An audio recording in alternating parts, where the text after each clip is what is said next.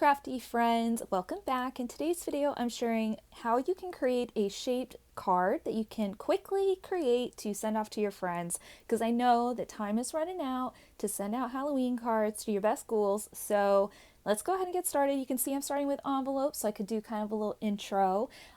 If you guys have any questions about how I use my envelope punch board, I do have a video over on YouTube that I will try to remember to link down below for you guys in case you're having issues with it or you just want a little refresh.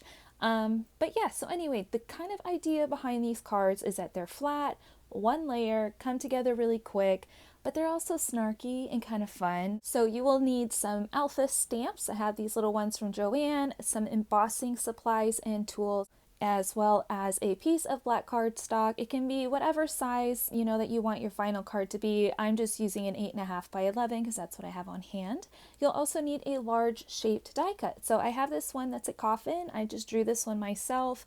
You can print off a template for yourself from Google if you want. And later on in the video, I'll share how you can make a ghost and a pumpkin. So I figured the coffin would be easy enough for you guys to kind of figure out on your own if you wanted to make one yourself. So anyway, go ahead and grab your little card. You can see I lined up the side of the coffin with the side where it's folded.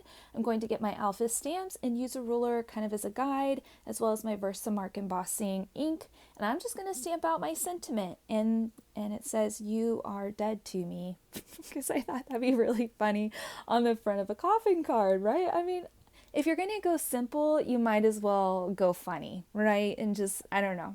So I went ahead and added my embossing powder. I heat set it off screen, and then I'm going to go ahead and add my little embossed sentiment on the inside. Again, if we're keeping it simple, might as well foil the interior too. I will add some more details to this later on as well. And so the inside says, "Lol, just killing." So ridiculous. Okay, so here's how we make a ghost. So grab a piece of scrap paper, an embroidery hoop.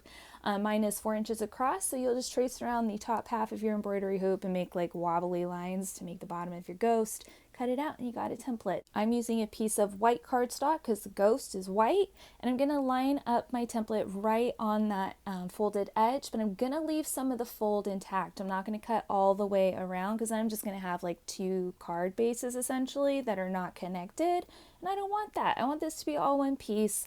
So I've got that done, but I wanted to add a little bit of definition to the exterior one so you guys could see this a little bit easier, and 2, just so it'd be kind of cute. So I did the inside and the outside, and I'm going to add my little stamp sentiment here on the bottom. It's going to say "boo hoo," and then I will share the inside sentiment later on in the video, so you have to keep watching to see that. But let's go ahead and do a pumpkin. So again, scrap paper, that same little embroidery hoop, trace around your embroidery hoop. Super easy.